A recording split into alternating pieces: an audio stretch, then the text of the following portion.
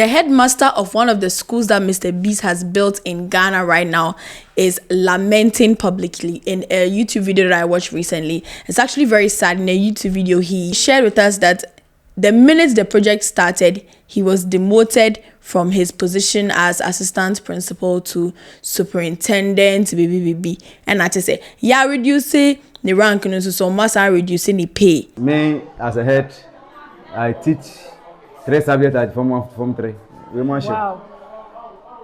And I think we sell for the month to cry 5,000. The worst of it all, what sorry, the worst of it all, I made it put across this media and say, immediately this project started, GES, I'm nice award, say, I'm reducing my rank.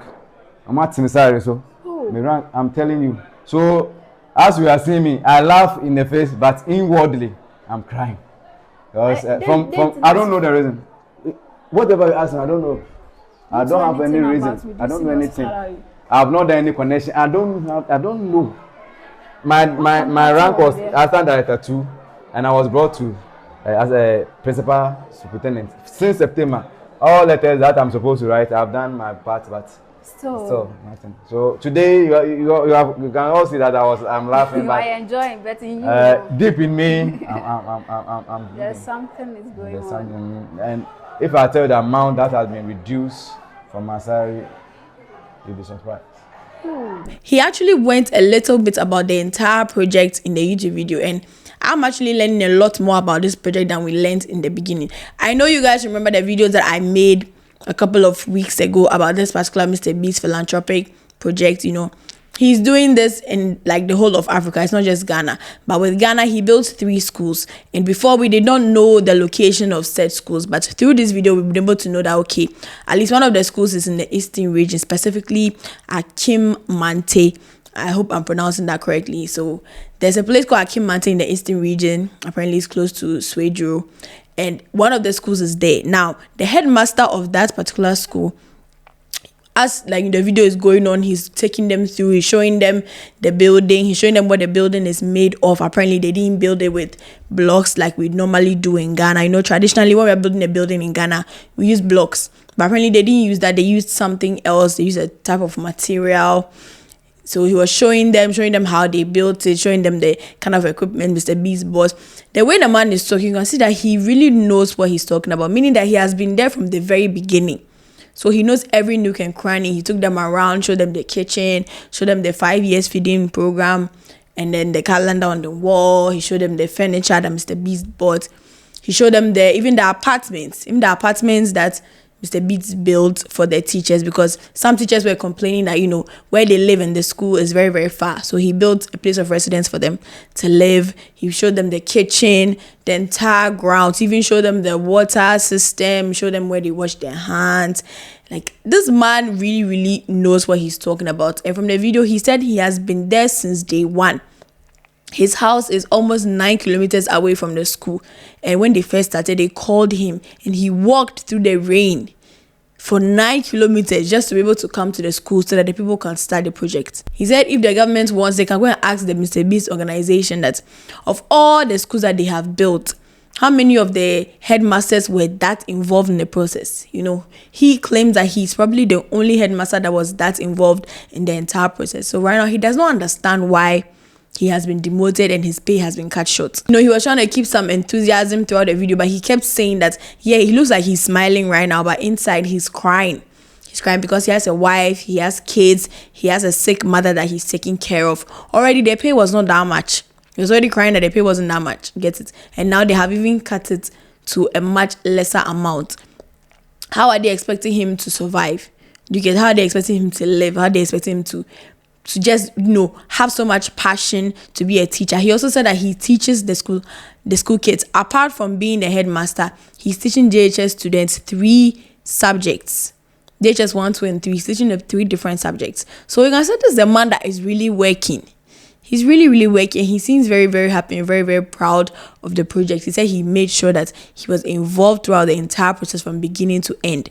And that if it was any other service in Ghana, maybe if he was a police or a soldier, he will actually be, taken to a higher rank. He would actually be given a higher rank after this project has been completed, because as we speak now, the entire project has been completed. They have finished the buildings, they've painted, they've provided furniture.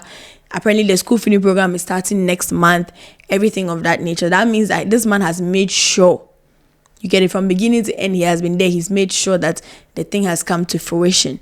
And he has sent all the letters he needs to send to GES. Say everything that he needs to do, every procedure he needs to follow, he has done it. Because it was at the beginning of the project that they demoted him. So obviously the project took a couple of weeks, a couple of months, you get it. So if from that time he has been appealing, still he has not heard anything from them. The interviewer was trying to ask him, does he think that he knows why they did that? He said no, he doesn't have any answers. Genuinely, he does not know what happened. And his question is just why? Why? Because if anything, he's actually helping. You get it? Maybe he didn't help with his money, but he helped with his strength, his resources, his knowledge. Obviously they need somebody who knows the ins and outs of the school so that they'll help them. You get it? Make a better school. What do you think the children need? What do you think we can do to help? How do you think we should go about this, that, and that? Because these organization people, they don't live in Ghana. So they will not even know how things run. They don't know what the kids need. It's only the headmaster that can know such things. You get it? So he made sure that he was with them throughout. No matter the distance from his house to the school, he was always there from beginning to end. So if anything, they should be promoting him. They should be giving him even a higher salary. You get it? He even said that he used to farm. He used to farm on the weekends, to support the family a little bit. But because of the demotion and the fact that, the school project was still going on, he couldn't farm anymore. So right now, that part of his livelihood has even been taken away from him because of the project. Because he has to be there to oversee things. You get it? They will need his help. He has to be there day in, day out, from beginning to end, from morning to night till they leave. The next day, he'll come back and do the same thing on weekends. He's there. He has dedicated a lot of time, energy, and resources to these people, even if it's not financial. He has helped a lot to make sure that this thing has come to fruition. And now Ghana is on the map. You get it? This whole MrBeast project has made people get to know about Ghana. You get it? So if other philanthropists are out there, they are trying to help people, they know that, Ghana is on the map. MrBeast did something like this in Ghana. So now we will also maybe come and see how things work. Maybe we'll also come and help. You get it? So I feel like it's quite unfair. Why would you just demote him? At least if you're going to demote him, let him know why. You get it? Let him know why. Because from the video, he's saying that he doesn't know why. He doesn't know why they are doing this. He doesn't have any reason. That's why he's even lamenting publicly. You get it? So he actually did a very, very good job in the YouTube video. We've got to know a lot more about the MrBeast project than we formerly did when I made those videos a long time ago, because it was mostly just speculation and hearsay and what we heard from his original YouTube video. We didn't hear about the location. We didn't hear about, teeny tiny bits of the entire story. But from this particular video that we've watched, we've actually got to know a lot. We also got to know that the reason why MrBeast even decided to build in that particular town is because that particular town also, they plant cocoa. You get it? They harvest cocoa. And MrBeast owns a chocolate factory. He makes chocolates. They're called Feastables. I'm sure you guys have already heard of it too. They have been supplying him with the cocoa. And that's even what brought that whole link together, that he finally chose that particular land. I mean, if I'm going to do anything philanthropical, why not do it in the town that is providing me with my raw materials that I need for my chocolate? I think that makes perfect sense.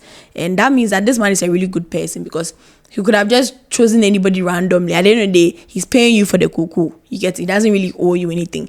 But he still decided to give back to that particular community because he is benefiting from them. Clearly, if the kids in that community have a better education, they might even grow up and produce better cocoa. You get it? Or if anything, their parents who are farming the cocoa will have an easier life if the kids are going to school properly. They're having certain amenities. At least if the kids are eating in school, the parents don't have to stress so much. They can focus more at work and increase the yield so that he can also have, better products. So I think it's a very philanthropical thing, but it's also a very human thing. I think it's very, very compassionate that he did that for the town. And these are all things we did not know. This headmaster is the one that told us. So you can see that he's really, really involved. He's really, really happy with the project. He's very proud of the project and the part that he played in it. So if anything, GES, I feel like they need to take it, take this particular thing, like find out why he was demoted, maybe reinstate him or even promote him, to be honest. Just promote him, give him a higher salary cut.